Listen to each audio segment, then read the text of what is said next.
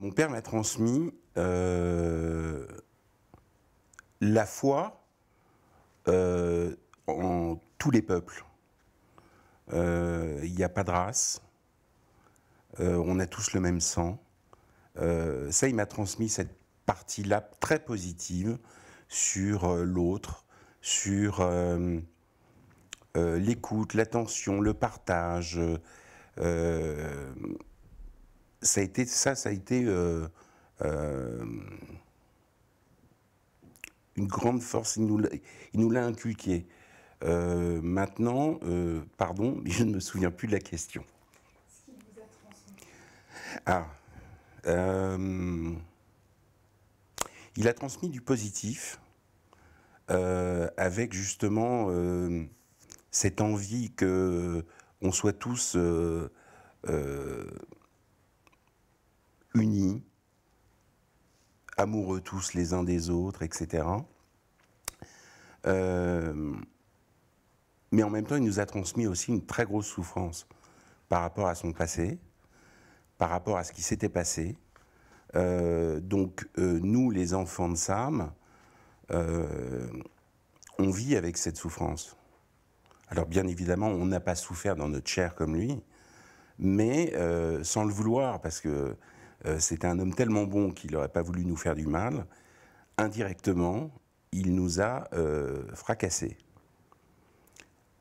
Et on ne s'en sortira pas. C'est-à-dire que lui a vécu malheureusement les camps.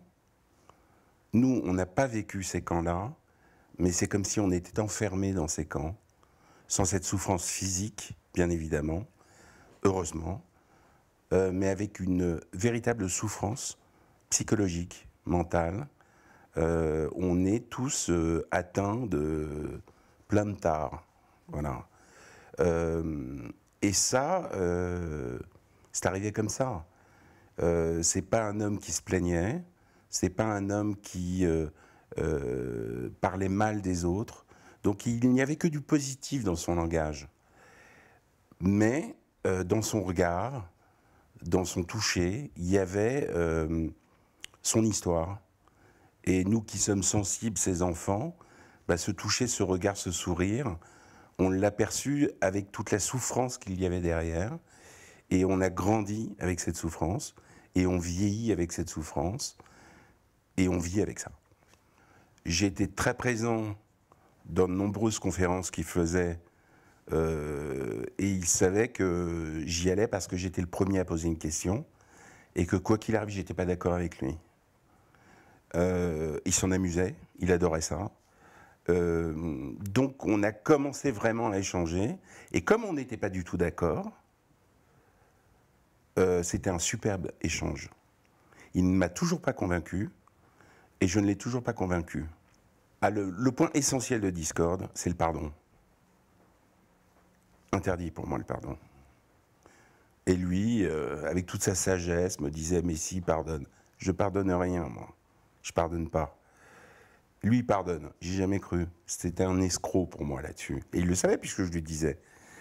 J'ai parlé depuis sa mort à de nombreux amis proches. Et ils m'ont tous dit « mais t'es vraiment toujours aussi con ». Bien sûr qu'il a pardonné. Et je leur ai dit « vous êtes toujours aussi con. Il vous a squeezé. Il peut pas pardonner. C'est impardonnable ». Alors ça a toujours été, même entre mes frères et sœurs, on n'est pas d'accord. Mais eux, c'est les bisounours. Tout le monde est gentil, tout le monde est beau. Comment peut-on pardonner?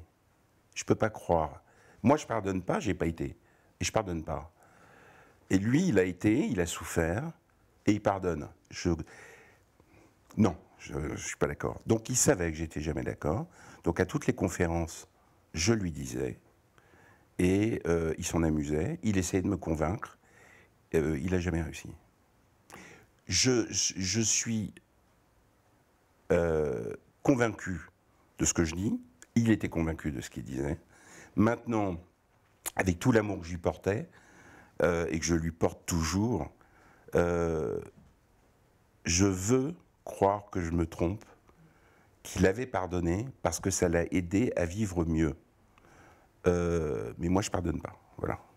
le fait de penser que c'est un escroc peut effectivement ramener mon père à sa position de père et pas l'idole des femmes parce que il était tout le monde l'adorait. Enfin voilà, papa était un homme exceptionnel. Tout le monde buvait ses paroles. Il adorait ça. C'était un homme d'une sagesse, d'une bonté, d'une générosité.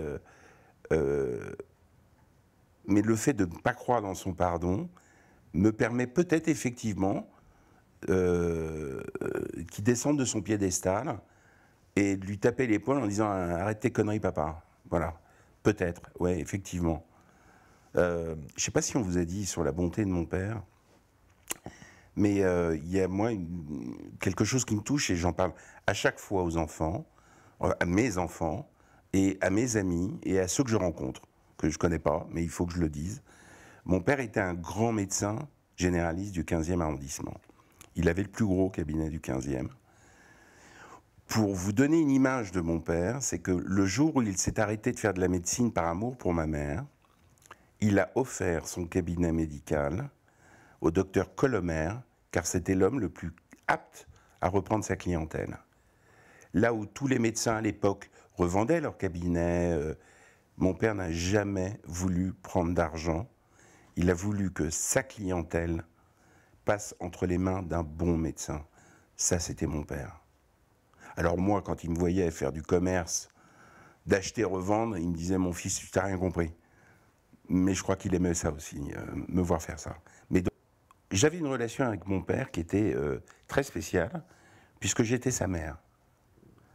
Je ne sais pas si mes frères et sœurs vous l'ont dit, mais lui, à chaque interview, s'en amusait, agacé aussi de temps en temps, mais c'est quand il était agacé, c'est qu'il aimait ça aussi. C'est que j'étais la vraie mère juive. Donc la mère qu'il a perdue dans les camps, il l'a retrouvée avec moi. J'étais protecteur à fond. Je l'appelais 5-6 fois par jour. Voilà, la relation que j'ai avec mon père, c'est pas une relation... Bien sûr que c'est une relation de père-fils, mais elle a évolué en père-fils et mère juive, père. Voilà. Et c'était une sublime relation. Et c'est pour ça qu'il n'est plus là, mais il n'est pas mort. C'est tout ce que je peux vous dire.